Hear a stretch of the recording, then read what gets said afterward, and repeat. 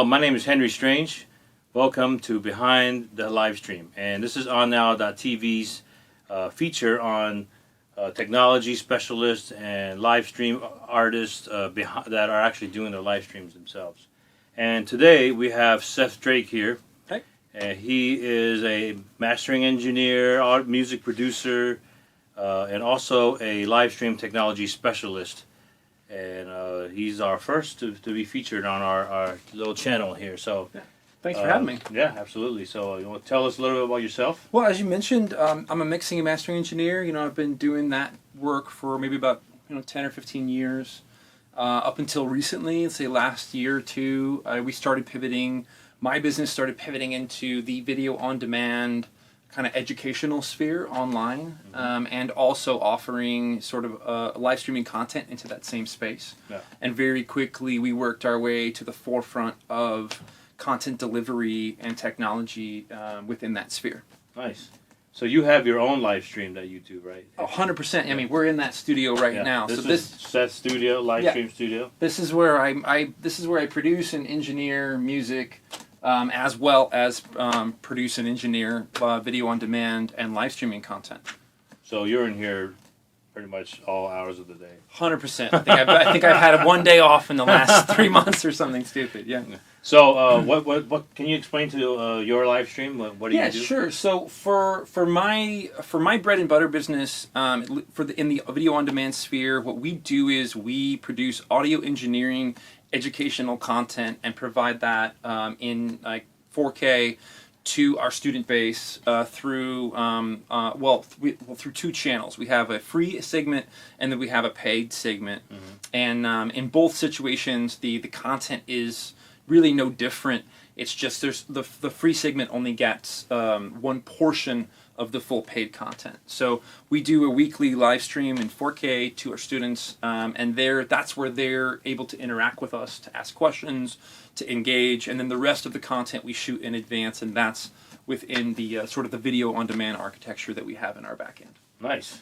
So then you also produce other artists' live streams as well. Yeah, so due to the success of that work, we've gotten some attention from some production companies, and so we've begun working with some major record labels and some fairly significant artists to do their live streaming content as well. Yeah. And so what are the labels? Record labels are like Warner and Atlantic right now. Nice. Yeah. Nice. So, and they like what we do. We because we have the experience in the music business, we understand kind of, it's not just, the live streaming world is full of lots of different types of people, from yoga instructors all the way to science professors, right? Of course. And so there's a wide swath of what that content looks like, how it's delivered, and also how you interact with it. That's right. And so we know, within our sort of group of friends, we know the music business fairly well.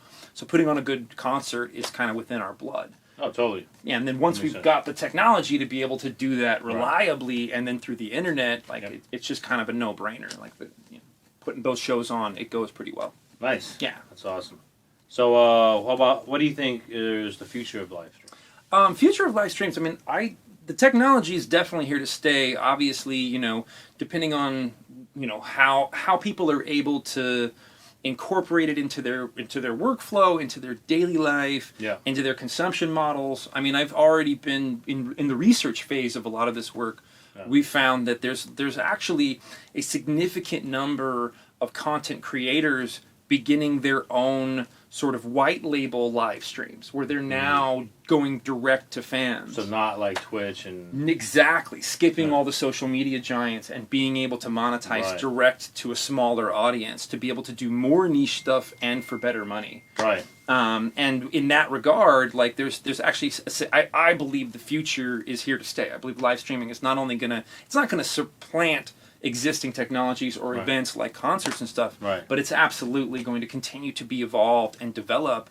And I think for the people who, like you even said about, one of your favorite experiences of Coachella was, watching it here at home. Absolutely, yeah. We watched Beyonce on my projector, and we had a party. Yeah, it was, this is again before any lockdown or anything, and it was mind blowing. made me not want to go to the real thing anymore. Well, you don't have to deal with the traffic. You don't have to deal with. I mean, that's like one of the best experiences working with some of these crews on these things. Is they talk about that same thing. It's like some of the front of house mix engineers that we've been working with to put on these shows talk about how they're like, normally it takes me 6 hours to unload, and I've got 2 trucks, like 2 semi trucks to unload for the show. For this live stream, it takes 30 minutes, and he's just in his car. It's like the delivery format is completely different. The technology required to reach a larger audience is completely different. Absolutely. And so it actually is. It's, even though it might be burgeoning right now and maybe a little tricky, it actually is. It's easier to put on to larger numbers of people through the internet than it is to try and get everybody to show up to a show, So let me have one last question. So this is actually my theory. I think that music live streams are going to turn into somewhat like boxing and pay-per-view. Sure. So basically where you can make an entire tour's amount of money in 1 or 2 shows. What do you think about that?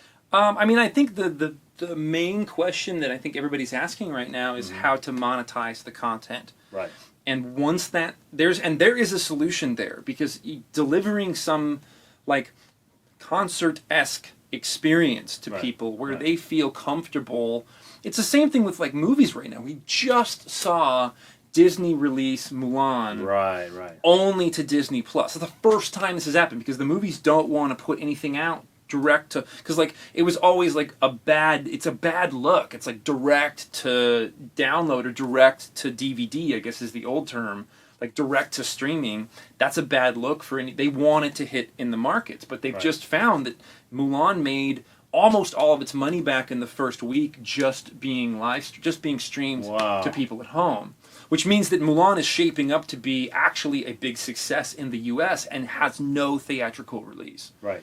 And in that way, it's like that's the first. It's just like 2 weeks ago or a week ago that just happened.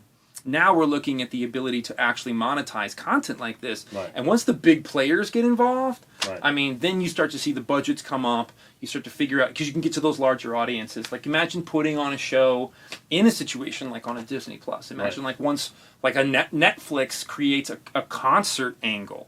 Once you have everybody on Netflix you can pull over to watch your thing, it's a gigantic user base. That's right. And once you figure out those kinds of ways and means, I mean, like the cat's out of the bag, and then it's just we're cooking with gas at that point. How are you going to sell them popcorn?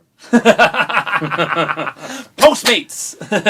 So, just a disclaimer: Seth and I are close friends, and we're neighbors. Oh yeah, totally. Yeah. So, we've been socially distancing together. Alrighty. Thank you for signing in, and I'll see you soon. Yeah.